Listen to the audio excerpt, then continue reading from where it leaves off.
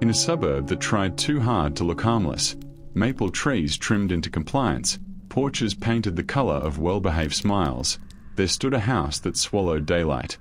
Not because of its paint or its shutters, but because it had learned how to keep light like a secret. Neighbors called it orderly. Police reports called it ordinary. The tax assessor called it well-maintained. But children on bikes never coasted past its curb.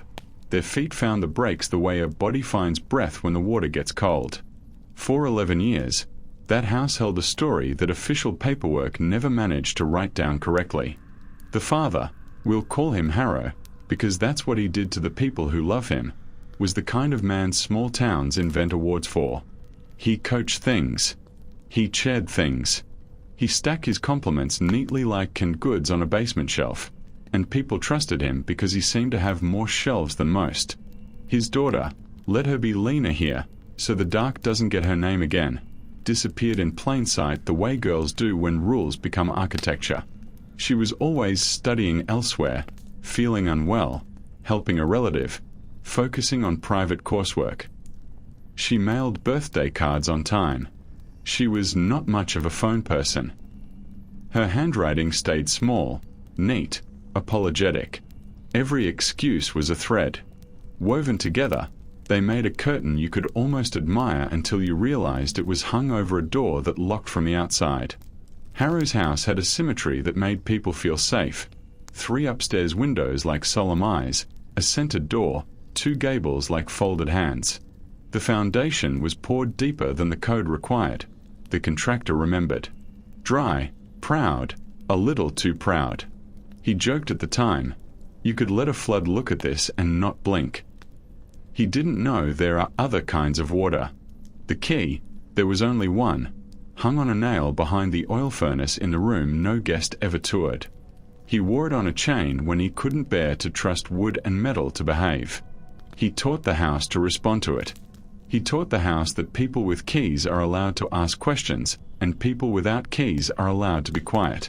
In the mornings, the neighborhood heard a schedule: garage door at 6:02, car reversing at 6:05, lawn sprinklers at 6:15 in summer, as precise as confession. Inside, another liturgy.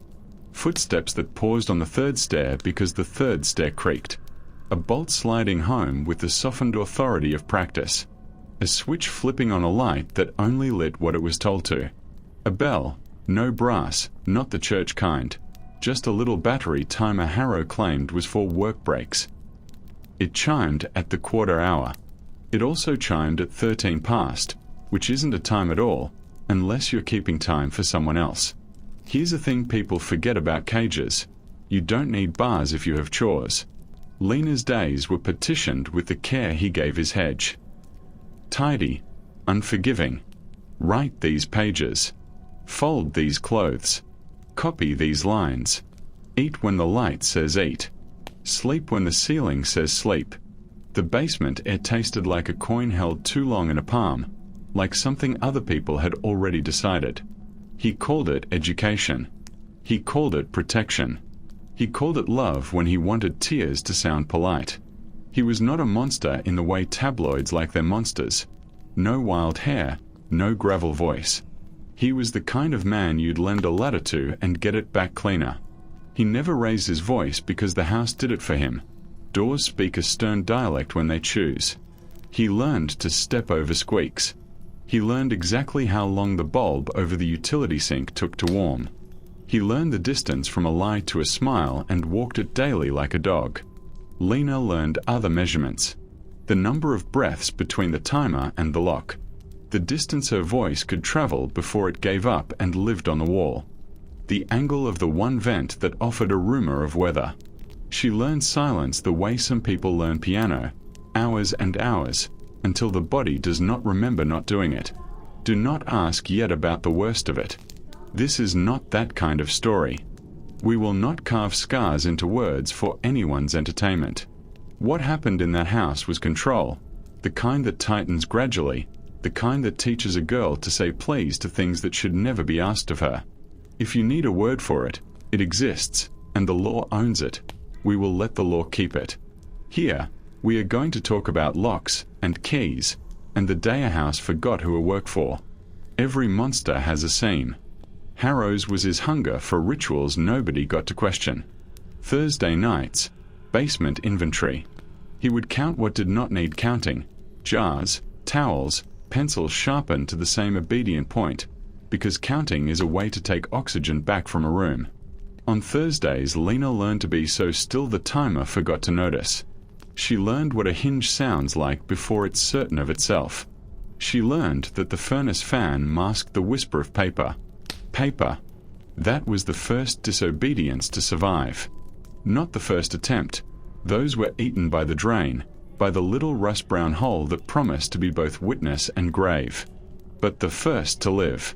She found a corner of the baseboard where the paint had a bubble, pried it gentle as a secret, and slid a folded note so thin it could have passed for breath. The vent carried it somewhere. She did not know where. Maybe it went to no one. Maybe it went to the mice. It didn't matter. The act changed the room by a degree you couldn't see unless you were freezing. Once you shift a room by a single, stubborn degree, the rest of the house begins to notice. Outside, the town went about its polite weather. Mail came. Trash left. The neighbor across the street learned sourdough because everyone did. When the streetlights ticked on, the corner house 2 doors down turned theirs off. Blown fuse, they said, though fuses don't typically smell like dread. And the maple tree in front of Harrow's place, ancient, well-behaved, started to drop leaves too early, as if it had heard news the calendar wasn't ready to accept. Before we descend, 2 things.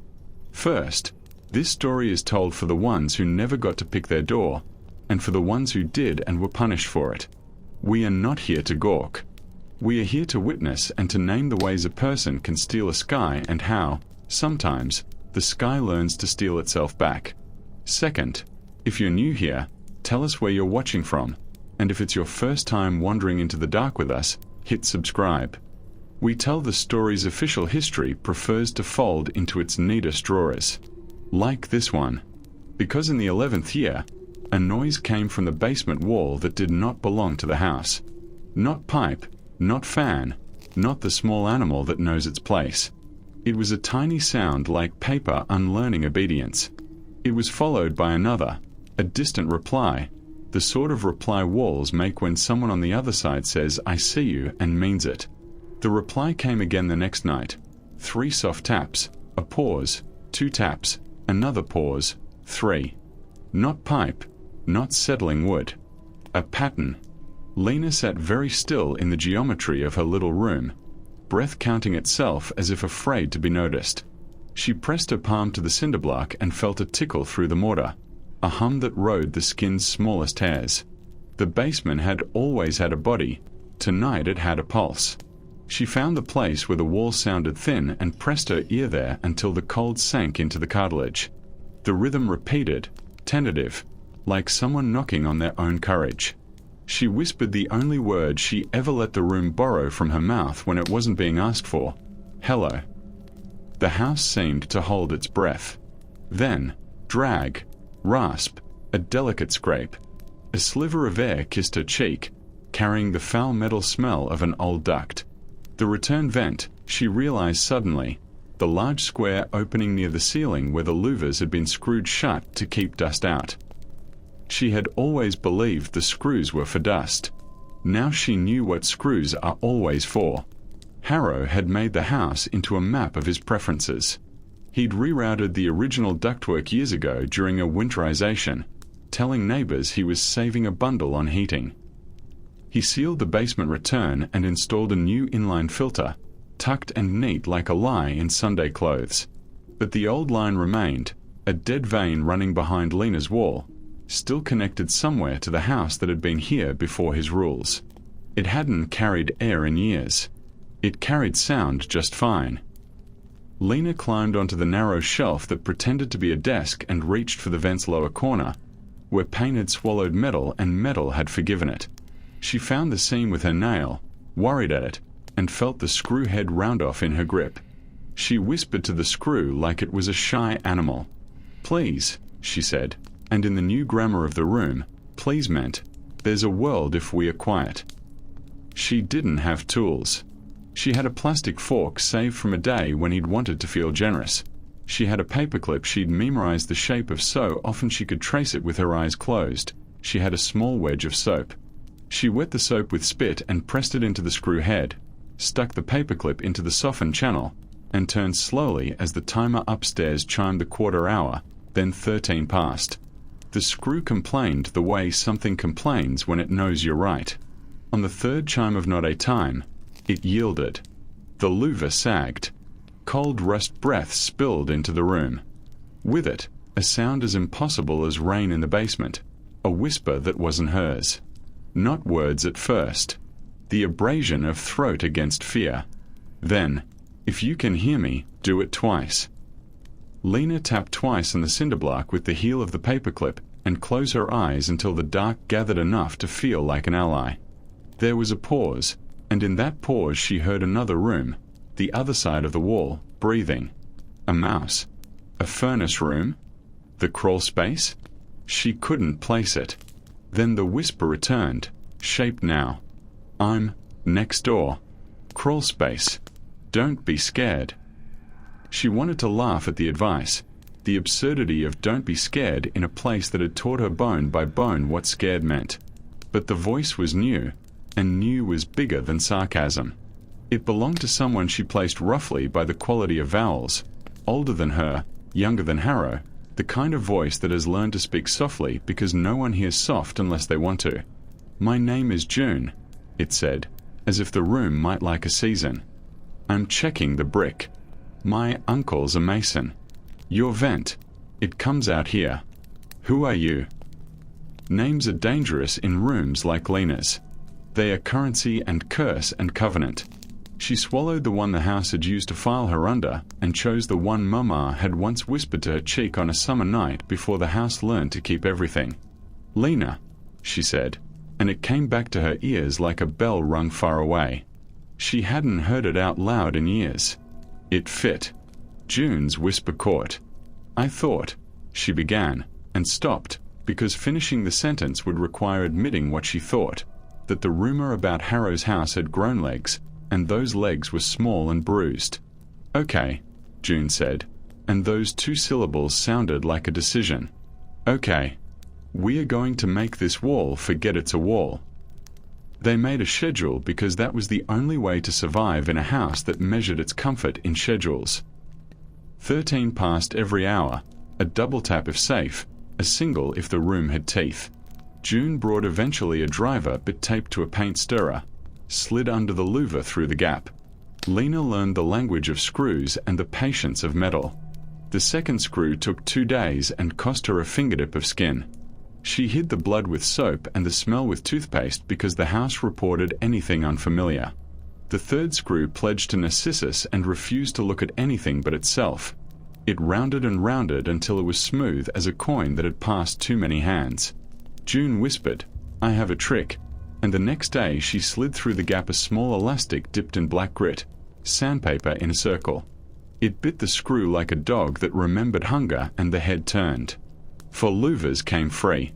Behind them, the dark of a dead duct. I can see you, June whispered, and then, so quickly the words must have leaped out of her like panicked birds, I believe you. Harrow loved officialness. He framed certificates nobody else framed, a laminated award from the Rotary for outstanding civic facilitation, a faded newspaper clipping about a rescue he'd once performed on a softball field when a boy got the breath scared out of him, a state-issued pamphlet about home safety with his notes in the margins, arrows, and underlines and the occasional exclamation mark to teach the paper how to feel. He kept his own attendance records for town council meetings he didn't attend, tallying their dullness with a calculation that made him smirk while other men drank to get that feeling. He had acquired the house 20 years earlier from an elderly widow with a smile like pressed linen.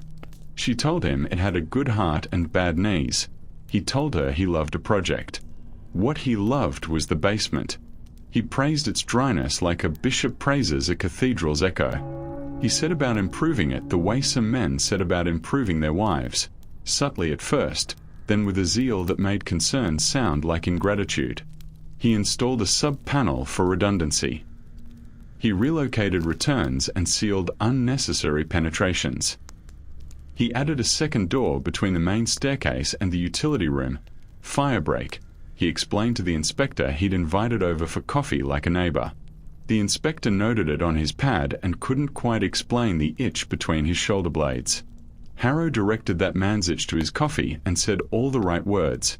UL rated, self-closing, tamp-resist. Tamp-resist is a kind of lullaby for professionals. It lets them sleep while the house teaches itself other verses. There was a box with a padlock on the top shelf of the furnace closet. Not a big one, just large enough to make you wonder what could be small and important at the same time. Inside, a length of chain and the key. The chain kissed metal when he took it down. The house sighed into its role. He wore the key like an amulet on days when anxiety needed jewelry. He felt powerful touching it through his shirt, a finger's worth of certainty under cotton. When he was especially proud of himself, he let it hang over his sweater vest where anyone could see it and call it practical. No one did. People called it cute. They called it organized. They called it Harrow being Harrow. They told stories about the way he made his to-do lists with little boxes drawn as if he intended to gift wrap tasks. They said he'd be a great city manager if he ever got bored at the plant and wanted to try politics. He joked that politics was too dirty and they laughed, grateful for the hygiene of his humor. On Thursdays he did inventory. He counted towels and jars and screws and wishes. He counted the minutes it took for the hot water to run hot at the basement sink and noted the number on a pad. He measured how long the timer chimed and marked the seconds so he could be sure time obeyed him too. He loved that he'd found a $15 timer that chimed like a metronome and pretended to be a bell. He had two of them. One upstairs in the kitchen where people who admired him could admire how diligent he was. One downstairs where the chime could bruise the minutes into shape. He never hit. He didn't need to. Not when locks are such articulate teachers. Not when food knows how to grow small. Not when praise arrives like rain and always stops just before thirst ends. He collected articles about men who were messy criminals and read them the way a surgeon reads about butcher shops. He clucked his tongue. He rolled his eyes. He told himself and the house and the key that he was better. He told the mirror that discipline was kindness, that the world was a dangerous place and he was the fence between Lena and wolves. He did not notice that fences become cages when you never open the gate. Some nights he stood at the basement door and listened. A house that has learned fear returns it faithfully. He could hear her stillness the way a hunter hears the air go out of a clearing. He breathed it in and called the inhale love. He had taught himself to need that silence the way some men teach themselves to need applause. When he turned the key and the bolt slid home, his shoulders sank by a degree only he could feel. It is a particular kind of addiction, locking a door for comfort. He was deep into it. He did not know that walls keep habits like teeth keep secrets, that even after you seal a duct, it remembers how to carry a whisper. He did not know that one neighborhood over, a mason's niece had a curiosity that crawled through dark spaces with more patience than any lock he would ever own. June had grown up beneath houses. Her uncle, Whit, taught her how to tell a brick that had been asked to do too much from one that still believed in itself. "Listen," he'd say, pressing her ear to a wall. Hollow means hopeful. He meant that space can be filled with help. She had spent afternoons in crawl spaces like ship bellies, counting the low hums of old wires, learning the timber creaks that mean leave and the ones that mean stay, we can be friends. The abandoned home next to Harrow's had belonged to a man who collected radios and left them like decoys when he moved to a facility where decoys weren't useful. The barge of empty space under his floors had grown a litter of raccoon stories and the kind of mold that acts like it has patience. Whit took a temp job to brace the sagging joists before a sale. June came along to hold flashlights and make jokes that pretended she wasn't spooked. She met the vent by accident. She crawled toward a chill that didn't match the day and stuck her fingers through a rust-blown grill set in the party wall. It gave her a story, something faint and regular, a chime like a metronome that had tripped down the stairs and lost count. She put her ear to the metal the way Whit had taught her. The air told her 13 past. It told her counting. It told her a secret it wasn't allowed to know.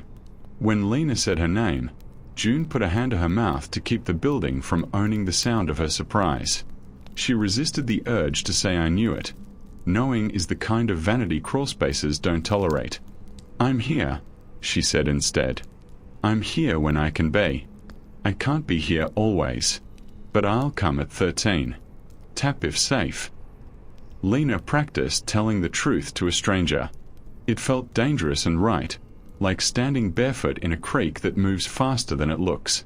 She knew better than to pour her whole life into a duct. She poured pieces. The timer is loud, she said. He uses the key twice when he's nervous. He makes everything countable. He calls it a curriculum. I am not enrolled. June brought a string with knots tied in it and slid it through the louver. Count 5 knots, she whispered. Tie 1 if you need me sooner. I'll be here if Wit's not watching. He doesn't like me in crawlspaces without him, but I'm small and he's got old knees. I'll manage. Lena tied a knot and untied it again to practice the idea that a person could ask for help and not be punished by the house for the audacity. She learned June's schedule the way she'd learn Harrow's.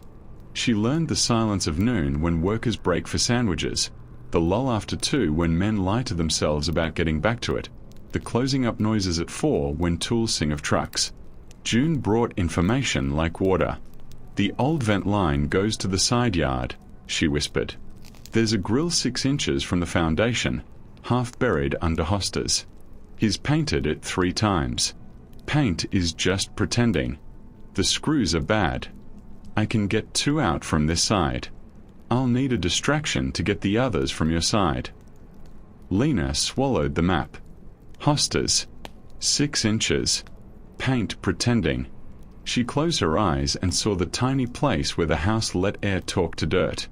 I can distract, she said, and felt the word sit up straight inside her, proud of its spine. Distraction would require noise. Noise would require bravery. Bravery would require practice. She practiced with pennies. She had 2, each earned by an act of obedience Harrow had wanted to prize.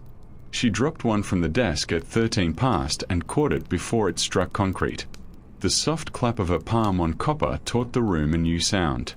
The second penny she rubbed along the cinderblock seam like a violinist testing a string.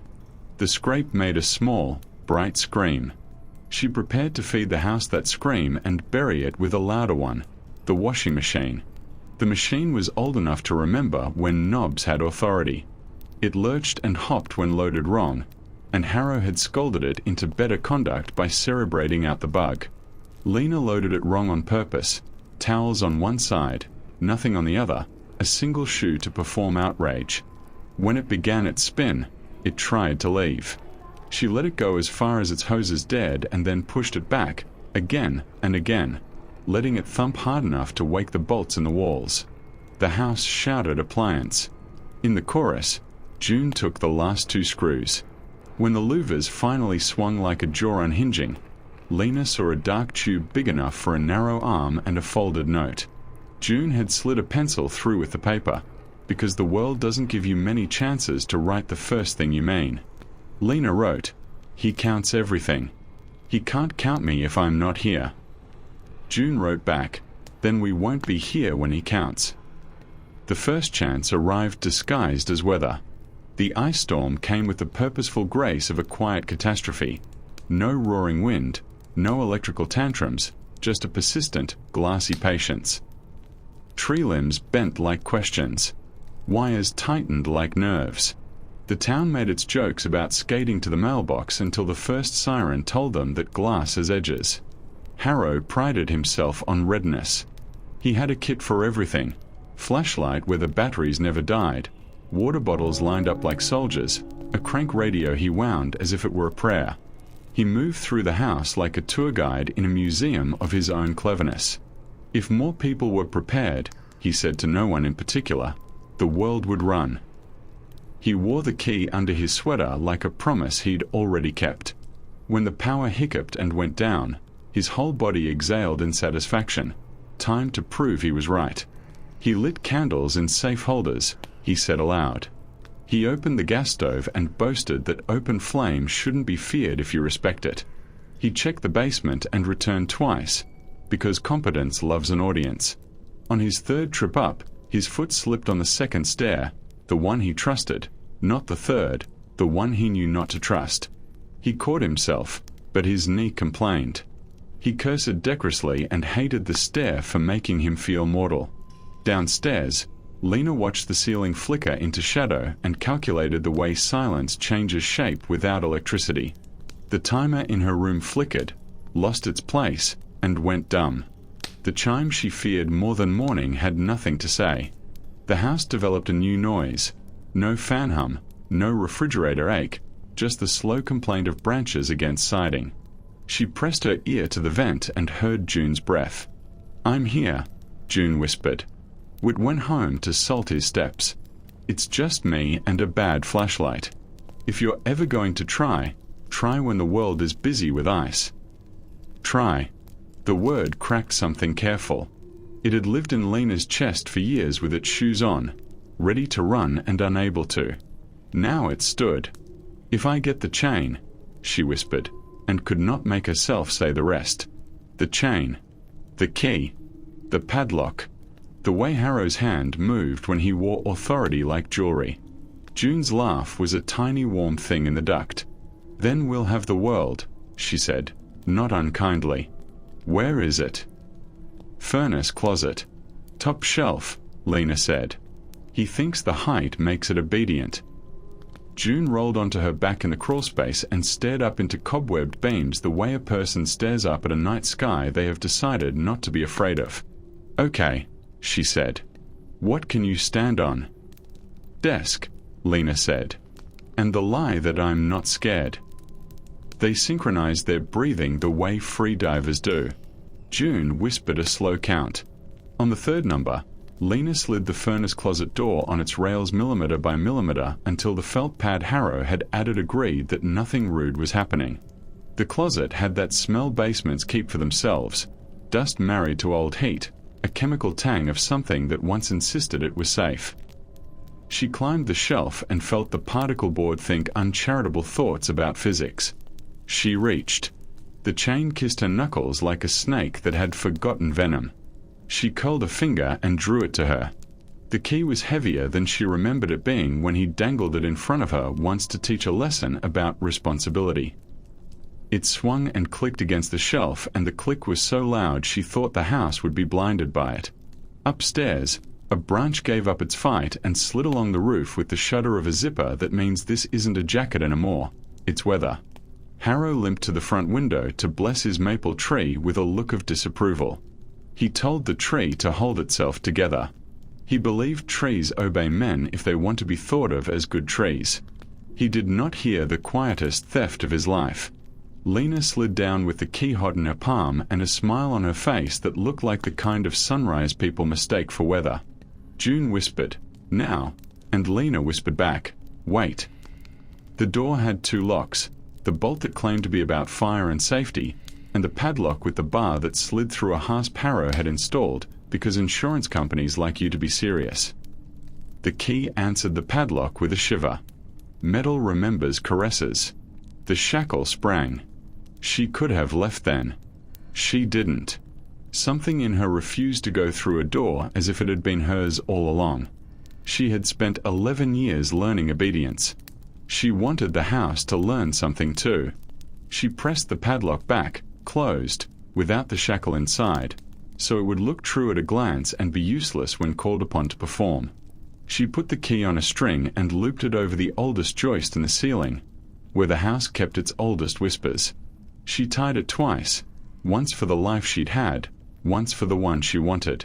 Then she slid the bolt open just enough to know what that sound felt like in her bones. She stopped. She took a breath so deep the room forgot to be small. Upstairs, the power stuttered back and the house did what all houses do when electricity returns. It cheered with hums. The timer found its voice and chimed the quarter hour like a scold coming home. Harrow limped to the basement door to reassert what he loved more than anything, That door's open and close when he wants them to. He touched the knob. He turned. The door did what it was told. He smiled, satisfied, and went to make a speech to the kettle. The bolt remained one whisper from free. Marla Kincaid lived 3 doors down and collected suspicions the way other women collected scented candles. She didn't like gossip. She liked patterns. She noticed, for instance, that Harrow's street stayed ploughed longer than theirs when snow came, and wondered which clipboard had learned to love him. She noticed that his mailbox always had a tidy rubber band around the mail, like discipline stretching itself into a loop. She noticed that no babysitters ever walked up his path, because there was never a need. Only child, very self-sufficient, he'd say with a smile that asked not to be asked. The ice storm put everyone on the same street, metaphorically at least. When her power came back, she made tea on principle and stood at her kitchen sink admiring the messy democracy of fallen branches. That's when she saw something she'd never seen in 20 years. Harrow in his front yard without his jacket, head tilted as if listening to his house. He wobbled slightly, winced at his knee, and then, this shocked her more, looked uncertain. He had the air of a man who'd come to fetch something that had learned to stay. That afternoon, a city pickup rolled by with an orange light wobbling like an apology. The man in the passenger seat was leaned forward, peering at foundations the way a bird peers at a river for fish. He had the beard of someone who kept misplacing razors and the posture of a person who apologized to ceilings. Marla recognized him from a backflow inspection 2 streets over.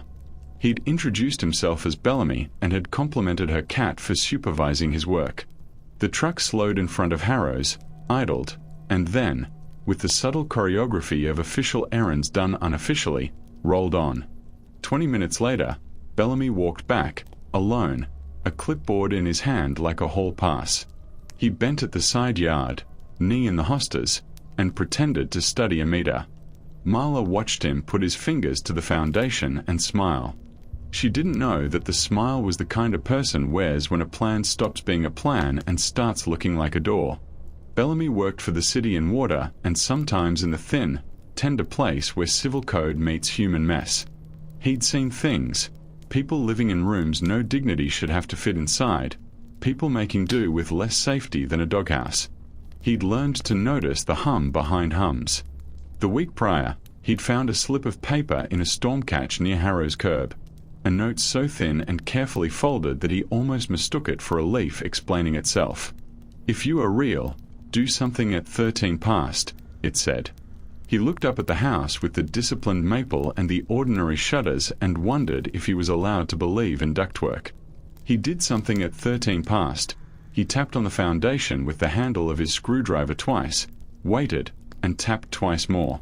And a minute later, no, not a minute, 13, he felt, through the tender pads of his fingers, an answering tick inside the wall. He wrote a note and slipped it back under the grate by the hostas, keeping his motion folded into his other motions so no curtain twitched, and filed him under story. "Yes," the note said. "Bellamy. City. I read meters. I also read rooms. Tell me what I can do that doesn't make things worse." Now, on ice day, he returned to the grate with the official permission of a man checking for freezing at the service connection, which he was, technically, if you define service broadly. He met the vent with 2 screws gone and 2 screws sulking. He palmed the 2 sulkers in a trick which the mason had once taught him, rubbed the head with valve grinding compound until the driver bit finds its courage, then talked steady as prayer. The screws gave up a sound that reminded him of decisions.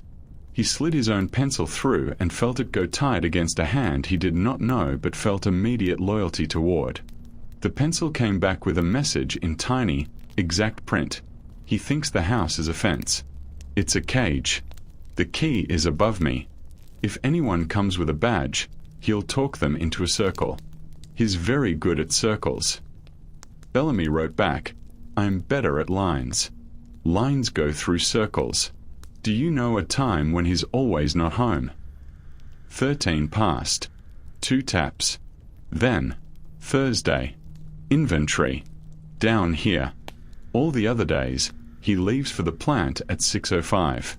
Back for lunch at 12:17. Home at 6:41. On Sundays he volunteers at the church at 2 o'clock because he likes the sound of his shoes in the hall. Bellamy smiled at the exactness. He wrote, "Tell me when the bolt is open." A breath through the vent that felt on his palm like someone trying not to cry and trying not to laugh. "Soon," came back. "Soon means I'm scared and going anyway." Harrow trusted the police because he believed he could outschedule them. He trusted city inspectors because he had learned their jargon and knew how to aim it like a flashlight into their doubt. He distrusted utility men because they touched things that made houses confess. When Bellamy knocked on his door 2 mornings after the storm with an ID badge that tasted official even to suspicion, Harrow opened 3 inches and let his smile through but not his door. "Morning," Bellamy said, in the tone men use when they are pretending to interrupt but refusing to. "We had reports of frozen meters on this block. Want to make sure your service is clean. People get clever with heat lamps this time of year, and we wind up with melted PVC and whole lawns that smell like a mechanic's regret." "I'm quite competent," Harrow said, the key lying against his sternum like a medal.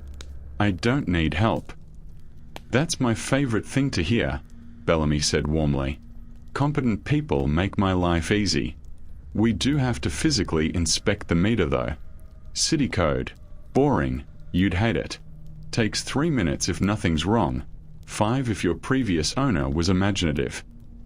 Harrow opened the door 8 inches to insert his body into the space between "no" and "this is happening." He stepped outside, shivering at the idea of being seen in his robe, and gestured toward the side yard as if suggesting Bellamy admire the hostas as a substitute for doing his job. Bellamy admired the hostas and then, with the choreography of a man drawing a woman into a dance she already wanted, walked exactly where he meant to the vent. He knelt. He tapped his driver against the frame in a pattern that meant, "We are not alone." Harrow cleared his throat the way you clear a rifle. "That," he said lightly, "is nothing." Bellamy nodded. "Old return," he said, bored. "A lot of these 50s builds ran them low. Bad for efficiency. Great for mice." Harrow said, "No mice here," in a tone that made something behind his face think about teeth. Bellamy moved his hand from the vent to the meter pit and removed the lid with muscular indifference. He peered in, shined a light, made an inspector's low considering sound, and replaced the lid. "You're fine," he said. "Competence confirmed." He stood. He smiled. He left. He didn't leave. That afternoon, Marla Kincaid called the non-emergency line to report an odd smell of gas on the block. She didn't smell it. She smelled something else, the kind of possibility that makes noses invent justifications. The gas company sent a truck with men who believed in numbers. They walked with the delicate care of people who have dealt with explosions and prefer not to add to their collection. Their meter read normal. Their eyes did not. "We'll note the leak," they said, because paperwork likes words like leak, and left. They didn't leave. Harrow watched from the window with his palms flat on the sill, calculating how many watches he could outwatch. He felt admired and endangered in equal measure and decided to love the first feeling and bury the second with errands. He put on his coat to go to the plant, though he didn't have to be there for another hour, because the world is easier to control when you're not home to touch it. He locked the door twice and then, in a flourish of confidence even he didn't entirely believe, only once. Downstairs, Lena pressed her ear to the wood and heard absence. It's a specific sound, absence. In a house like this one, it pitches a tiny tent of relief and invites breath to sit. She slid the bolt. The sound of it moving, after not moving, went through her like a swallow of hot tea. She opened the padlock and did not let herself enjoy it. She braided a length of sheet into a rope and tied it to the desk that had pretended to be a desk and had done its job as hard as it could. She looked at the vent. June's eye looked back, wide and wet and fierce. "I have a friend," June whispered. "Bellamy. He's outside. We can make noise that sounds like code." "Code?" Lena asked, terrified that the house would waken and demand definitions. Code words men like June breathed, leak, hazard, access, words that make supervisors say yes. They rehearsed with whispers. Bellamy would knock with the handle of his driver on the foundation at 13 past. Lena would slide out of the room, leave the door open, which felt like walking out of a photograph, and stand in the shadow at the bottom of the stairs where she could see the wedge of light under the upstairs door. If the wedge moved, she would run back and close everything and marry the room again. If it did not, she would wait for the other knocking, the kind that asked a door to be true to something other than its owner. At 12:17, Harrow always returned for lunch. At 12:11, Bellamy tapped. At 12:12, the city truck 3 blocks over radioed a line to a supervisor who liked lines. "We have an abnormal." At 12:13, the doorbell rang. Harrow hated being interrupted at the precise moment he had scheduled for triumph. He had set his plate on the counter, the knife exactly to the right of the sandwich like a diagram in a manual that did not exist. The doorbell pierced his neatness with company. He put down the knife and picked up his smile. He opened the door to find Bellamy and another man who wore a badge that had its own little badge to go with it. The second man had a clipboard that had learned how to be intimidating. "Afternoon," the clipboard said, though the voice came from a person. "We've got a crush report from Gas and Water about a leak signature. Could be nothing. Could be a joint behind the main. We'd like to check your basement wall where the service comes through." "I have already inspected," Harrow said. "I'm trained." He wasn't, but he had believed anything long enough to call it credentialed. "We like to be redundant," the badge said. "City loves redundancy. You seem like a redundancy guy." Harrow frowned at the flattery. He believed he deserved it. He distrusted its timing. "I'm eating," he said. "We'll watch you chew," the badge said pleasantly. "Then we'll take 3 minutes." Harrow calculated. He had left the bolt one whisper from open. He had left the padlock closing nothing at all. He saw the house in his head the way a thief sees it in blueprints. If he let them down, they would stand on the inventory stair and breathe near the door that meant everything. He could stand in front of it. He could wedge his body into a smile and say structural. He could say mold. He could say private storage with the chilly grandeur men used to say no without cussing. His knee throbbed in anticipation. He brought them in. He brought his authority too. He led them down the stairs and stood like a stop sign at the turn toward the utility room. "Meet us that way," he said cheerfully, pointing with his whole arm to the wall where the city service entered, 3 feet from a vent. Bellamy nodded and bent, and in bending he placed his body precisely so that Harrow had to choose between blocking the meter and guarding the door. Choice is a cruel teacher to a man who believes he invented control. The badge sniffed. "Do you smell that?" he asked Bellamy, who did not, but whose nose understood theater. "Could be off-gassing on the paint," Bellamy murmured. "Old returns can throw weird smells." Harrow felt his mouth shape the words "no returns" in the, and then he heard, so faintly he might have dreamed it, a sound the padlock made when it remembered how to protect and forgot how to obey. It clicked against the hasp in the empty way metal clicks when it is performing rather than closing. He became 2 men at once. The man with a plate on the counter and the man whose house was disobeying him. He did the arithmetic of panic with the wrong pen. Lena stood at the bottom of the stairs with her shoulder against the gypsum, listening to shoes. She had her hand on the rope she had made, and her hand remembered knots from a summer camp that had lasted 2 days and 11 years. She looked at the space where the floor met the lower hinge and saw the grey sliver of hallway light like a blade someone had set down and wandered away from. She breathed 3 times, then again, then once for herself. She put her palms to the door and eased it open the way a mother eases a fevered forehead into cool water. Sound changed shape, the way pools make voices round. Voices became wider, lighter, truer, and moved on her skin as if it had remembered a debt. She stepped out and found that her legs worked. that the hallway turned left and the stairs rose and the railing felt like wood and not an idea. She could taste upstairs. It tasted like old toast and the memory of company. She didn't go up. She stayed down where the world was littler and the plan was larger. Bellamy glanced sideways, a movement so small it could be filed under dust. His flashlight beam found the padlock that was flirting with function and told it a story about code. He cleared his throat, which in city language means "watch this." The badge cocked his head and let his pen hover over an empty line that craved a word like denied. "Look," Bellamy said, and pointed not at the padlock but at a section of copper line near the wall. "That's the older style coupling. We've had failures when people put heat lamps too close. We are going to want to test pressure here." "Fine," Harrow said, and in saying fine he moved 3 inches away from the door because his body wanted to be correct in front of men with clipboards. Those 3 inches were all the plan needed. June tapped twice on the foundation for silence.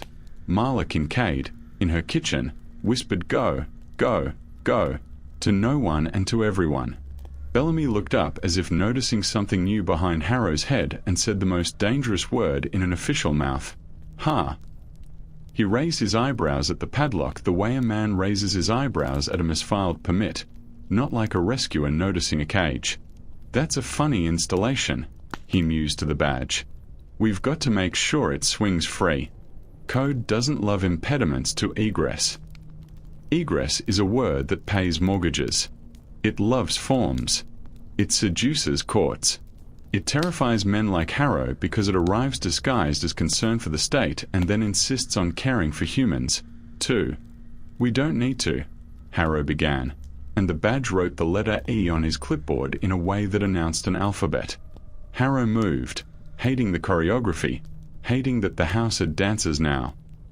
He lifted the padlock to show, to instruct the metal back into compliance, to say see how it is obedient, and the shackle swung too lightly, a keyless mile. He froze.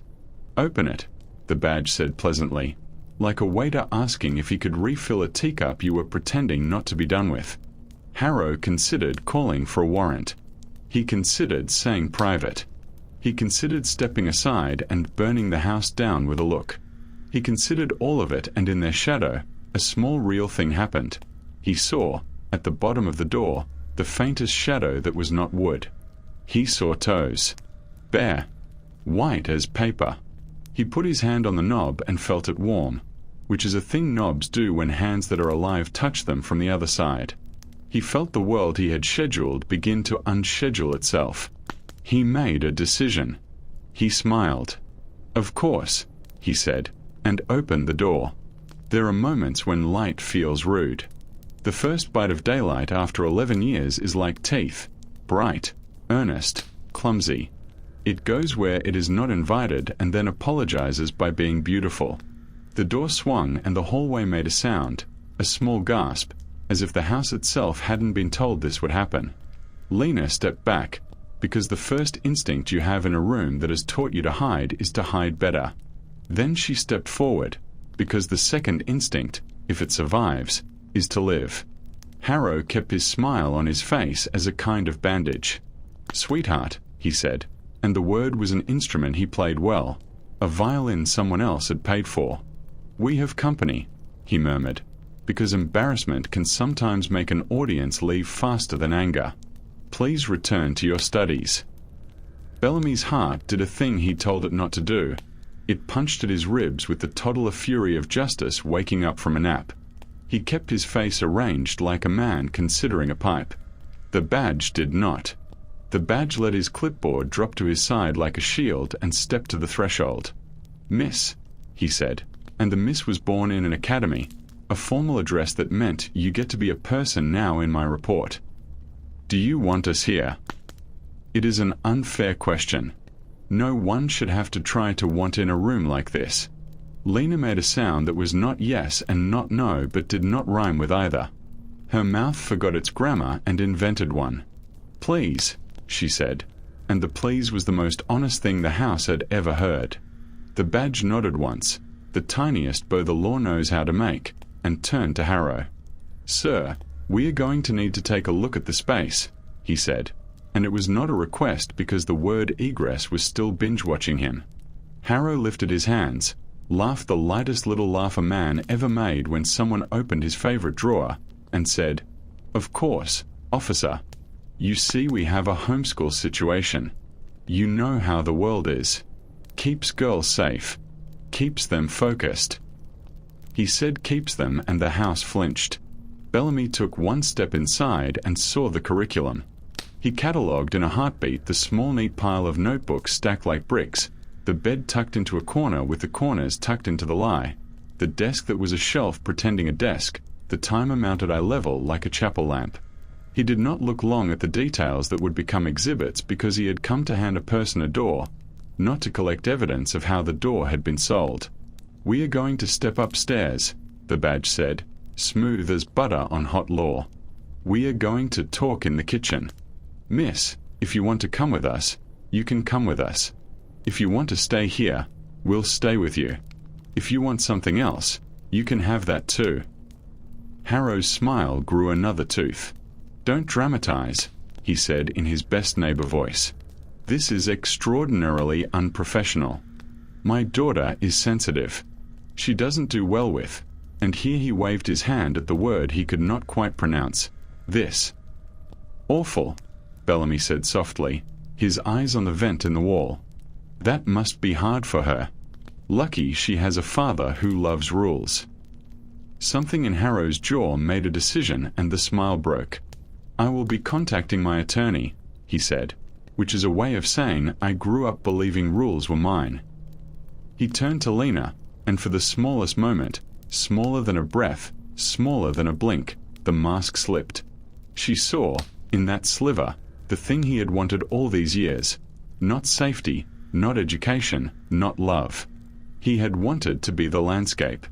He had wanted to be horizon and fence and sky.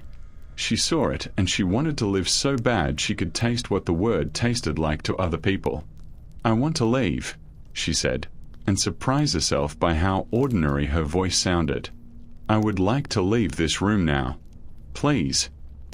It is a magnificent thing, watching an ordinary sentence do an extraordinary job. The badge stepped aside as if to make room for the sentence to pass. Bellamy took off his hat without thinking and held it in front of him like a boy in church. He did not reach for her because help that reaches too fast takes. He stood where a human stands when they want to be a bridge. Lena crossed. The first step out of a cage is always taller than it looks. Gravity changes. Air shows off. Tears behave badly. She lifted her foot and placed it on a stair that had been counting Harrow's weight for years. It winced and then steadied and then, like a good stair, supported. She took another. She came up into a hallway that smelled like citrus cleaner and conceit. June was a rumor in the duct and a breath in her ear and a fist on her heart. "Keep going," whispered the house, surprised at itself. Harrow took a breath the size of a man who has realized he is a man and not a god. "Lena," he said, and with her name he attempted to loop a leash. The badge's hand knocked lightly on the kitchen table. "Sir," he said, and made the S a slow sound. "You're going to sit down." It was not command voice. It was the voice you use when the world you live in is about to reassign your pronouns. Harrow, Saturday. News travels through small towns like heat through copper, directly, impatiently, with a tendency to burn fingers. Marla Kincaid did not mean to make a phone call that turned into 6. She meant to tell her sister that something was happening and accidentally told the block. She cried twice, once because her hand shook and once because her mouth stopped pretending to be brave. She stood at her sink and watched as 2 squad cars slid their blue light across the polite facades of houses that would now have to learn to wear shame. Lena stood at the kitchen counter and held a glass of water with both hands as if it might try to leave. The badge, whose name was Kate's if you zoomed in on his chest, stood at the other side of the counter and explained gentle scaffolding. "We are going to go outside," he said, "but we can go out the back if you like. There will be people in the front who think they are being kind by wanting to see. We can give you a jacket or not. We can call someone you choose, or we can call no one and start over with a person who asks before they ask. I don't remember choices, Lena said, and the honesty felt like swallowing a stone that had always belonged in her throat. You do, Bellamy said quietly from the doorway, because he had seen people forget that remembering is a muscle. You remembered how to open a bolt. Harrow smiled again, because grief for power is a circular animal. It returns the way cats do. You people, he said, with the scorn of a man who has used the phrase you people to secure respect. This is an educational environment. You're going to destroy a promising child's prospects because you don't like my methods. You call them methods, Kate said. The law calls them other things. Harrow's eyes flickered to the cross over the doorway he'd hung to discourage swearing and to encourage obedience. It looked down at him with the blank impartiality of symbols. He waited for the house to speak in his defense. It did not. The house had learned a new loyalty in the time it took a door to open. That's how fast some structures choose to save themselves from complicity. They walked out the back. The maple in front was busy pretending that it had never bent under ice. The neighbor with the sourdough watched from a porch and pretended to drink coffee. June wasn't there because crawl spaces do not produce as many witnesses as kitchens. But June's grin somehow made it into the air. It rode on the steam coming off the roof and landed in Lena's chest where fear had slept for years and would have to start paying rent. An ambulance idled, because paperwork likes ambulances on scene even when no blood is behaving badly. A woman with a calm voice and a haircut that made other women think of competence stood with a blanket in her hands. One of the good ones, not the itchy kind from the metal closet. If I put this around you, she said, it doesn't mean you are fragile. It means your muscles are about to remember what outside feels like, and they might cry about it. Lena nodded. The blanket fell onto her shoulders like a new name. The street did a thing streets do when justice happens. It rearranged itself to make a path. Inside, Kate's put a hand on Harrow's wrist and explained handcuffs to him like a tour guide explains a famous staircase. This isn't the end of anything, he said, because some men require hope to behave while they are being led. This is the beginning of lots of forms. Harrow smiled the smile of a man who intends to litigate reality. You'll see, he said to no one. You'll see how grateful she is when this is over. Kate's did not correct him. He let gravity teach. He walked him past the timer in the kitchen that chimed the quarter hour like a disrespectful clock, and he did not look at it. He looked at the doorframe where a mark showed how tall Lena had been the year before everything stopped being what it said it was. No marks after that. Space on the wood where time should have written. He put his palm there without thinking, and when he looked at his hand later, there was a smudge of dust on it that he would not wash for hours. Hospitals have a smell that sometimes scares people and sometimes saves them. This one smelled like lemon, old water, and a security guard eating a sandwich in a hallway because he liked the company of the vending machines. Lena sat in a room wrapped in blanket and light that did not ask anything of her. A nurse with eyebrows that apologized for everything and a name tag that said May in marker took her vitals and made her a cup of tea she did not pressure anyone to drink. We have advocates, May said, who are like translators between the body and the world. We can call one. They do not work for the hospital. They work for people.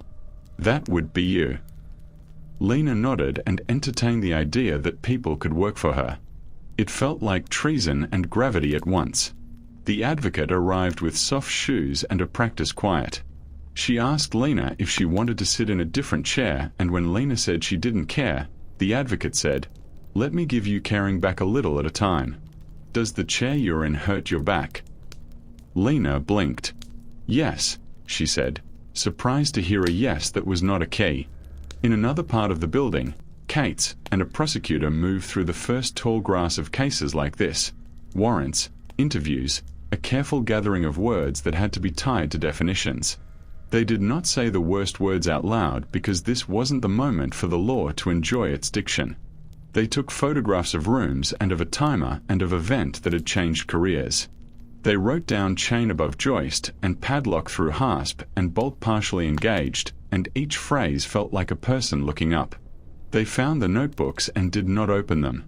An investigator would open them later and cry in their car very quietly when nobody could hear their professionalism ask to be forgiven. Bellamy went back to work because pipes don't quit the day a house tells the truth. He fixed a leak at a duplex where a man called him boss and meant it. He reset a meter for a woman who had 3 kids and a lineup of stuffed animals on the windowsill facing the street like a parade. At lunch he sat in his truck and held the pencil Lena had used. He had meant to return it. He put it in his glove box instead. He would never use it again. News, being heat through copper, reached the church first. Men in the back row exhaled sanctimony at a rate that would have fogged a winter window. The pastor sighed deeply and thought of sermons he had preached about wolves in shepherd's clothing and wished he had said wolves in ushers' jackets. He phoned a lawyer in the congregation and a therapist 2 towns over and a woman named Jolene who had once told him the truth about his metaphors. "Be careful," Jolene said. "Tell the people not to imagine themselves heroes. Tell them to ask what they didn't look at." The town forgot to be quaint for a week. The paper ran the story with as much dignity as fonts allow. Comment sections, those little bonfires around which people roast their better angels, tried to guess and to judge. Moderators earned their pay and their headaches. Cates walked past a table of men at the diner, silently counting how many of them thought they would have noticed. He did not pause. He had paperwork to love and a daughter of his own to pick up from school and questions to not answer about what his job had looked like that day. Harrow sat in a room that had less furniture than his kitchen. He smiled at the lawyer they assigned him because even men who don't deserve good counsel deserve counsel. He built a speech in his head about moral panic and homeschooling rights and state overreach. He practiced breathing like he wasn't wearing something he couldn't schedule. He looked at the clock and loved it for keeping time obediently. He did math and liked how the numbers lined up even here. Some houses take their shame like mold and try to correct it with bleach. Harrow's house had a different instinct. It wanted to be useful. The county condemned the basement room with a stamp and a sternness and a chain that said the house couldn't be trusted unsupervised. They did not demolish it. Marla Kincaid felt strongly about that. She said houses should have to stand and tell the truth. Others wanted it gone for the same reason people want gravestones gone when the names are too much like their own. The town argued kindly, as towns do when their manners are the only expensive thing they own. The compromise: the room would be photographed precisely and then altered. No more padlock. No more bolt. The vent would be left visible. A little metal square where new paint would politely refuse to cover the old story. Lena's world became paperwork and patience and the terrifying luck of kind people. She learned that the advocate's name was Rena and that she could sleep in a shelter that did not call itself a shelter because some words have earned their own fear. She learned about choices in the format of menus. This counselor or that one, morning appointment or afternoon. Do you want to say father today or shall we call him the man? She chose words the way she chose food the first week, cautiously, incredulously, delighted when something didn't make her sick. June visited in the doorway of a place with a sign that said community center in letters that had seen better paint.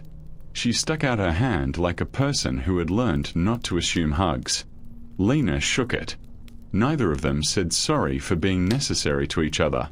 "Whit says he'll come fix anything in your new place," June said. "As long as anything includes the drawer that spits spoons and the drip under the sink that only does it when the moon is bored." Lena laughed, and the laugh sounded like a chord breaking into notes. "Tell Whit I know a lot about timers if he ever needs one set to 13 past," she said, and the two of them grinned with the private joy of thieves who got away with stealing a life from a schedule. There was a trial because the world insists on trying, even when sentences feel like arithmetic done with mittens on. The law named things that we will not name here. It did so with decorum. It read from those notebooks. It showed photographs of a door and of a key hanging like an idea. A jury stared hard, and then a jury cried harder when they went home and hugged teenagers who rolled their eyes and then, secretly, melted. Harrow made his speech. It did not do what he wanted speeches to do. It went up like paper in the presence of oxygen. He was sentenced not to understand, and then to understand, and then to a span of years the judge carved with her voice like numbers into an old tree. He nodded as if he had won a debate. He did math as if the math would produce a sum where he still owned the house. He did not. The maple out front survived the ice. In spring it leafed extravagantly, like a woman who had been told she was difficult and decided to decorate the fact. Children on bikes began to coast past the curb again. Some still put feet to brakes. Caution is not cowardice. It's a muscle houses teach. Marla Kincaid took up gardening with a fervor that scared her tomatoes into abundance and planted a small white-painted birdhouse on a stake across from Harrow's old place. Birds moved in. They sang like qualified inspectors. There is a particular silence that belongs to rooms after names have been spoken inside them. It's not the old fear silence, the held breath of bolts. It's a softer thing, more like a library in the hour before it opens, shelves waiting for hands, light checking its hair in the glass. Lena returned once, months later, with Rena's steady arm a few inches away and Kate's polite distance offering gravity. She stood at the top of the basement stairs and looked down into something that had been her universe and now fit into a photograph. "I'm going to say thank you," she said, and Rena's eyebrows asked a question. "To the room," Lena said. "I don't want it to think it failed because it held me. It held me. That matters." She descended 2 steps and put her fingers on the new paint where the padlock had been and ran them to the little square of vent that had made air a verb again. June had left a tiny sticker there, a star the color of kindergarten rewards. It gleamed like an understatement. "You did good," she whispered to the metal, and the metal, which had learned to conduct courage, cooled under her touch like a fever agreeing to leave. Outside, the town was ordinary. A dog barked because dogs don't have metaphors. A kid argued with a parent about whether a helmet makes your head look weird. A mail carrier walked with the dignity of people who bring other people words. Bellamy fixed a leak 2 blocks over and then drove past without stopping, because some forms of respect look like not inserting yourself into a story you already got to help end. Lena lived. Not dramatically. That would have been a new cage. She learned to be bored on purpose. She left the light on in a room when she left it as a private ritual of disobedience. She threw away the timer she'd been given by a well-meaning clinician because chimes are not neutral. She kept the blanket May had wrapped her in and brought it out on cold nights like a field promotion for comfort. She bought a keychain shaped like a tiny door and kept nothing on it for weeks, because emptiness can also be ownership. She asked, once, at a Q&A the community center hosted, "How do I know if I'm safe?" An old woman in the back raised her cane and said, "You don't. You decide to be anyway. And then you surround yourself with people who help you stay decided." People clapped. It was not the kind of applause Harrow had loved. It was the kind you put in your pocket for when the night tries to bargain. The house was sold. The new family painted the shutters a color that looked like a bruise healing. They put a swing in the maple because swings are declarations of faith in gravity and joy. The father hung the swing crooked and let his kid tell him so and fixed it in a way that taught both of them something about pride that wasn't poison. The mother organized a block party and invited Marla Kincaid to critique the lemonade. Marla did. The kids ran. A neighbor grilled. Somewhere, someone knocked at 13 past in muscle memory and then laughed at themselves and went to get more ice. Before we let the credits roll, lean in for a second. If you walked with us into this house and back out into the light, tell us where you're watching from, and if it's your first time here, subscribe. We collect stories official history would rather keep folded, and we unfold them carefully, like letters that were never meant to be lost. If Lena's story grabbed your sleeve, leave a like to help more people find it. In the comments, tell me, do you believe houses keep the secrets we ask them to? Should a place like this be torn down, or left standing to tell the truth? Did the sentence match the theft? A father stealing a sky from his own child? History doesn't hand out easy answers, but it gives us a door and a key and a girl who learned to open both. And if some winter night, your street goes quiet and your walls feel like they are listening, maybe you'll hear a tiny rhythm in the pipes, 2 taps at 13 past, reminding you that even the most obedient rooms can learn a new sound. Justice may be served cold, but it is always served.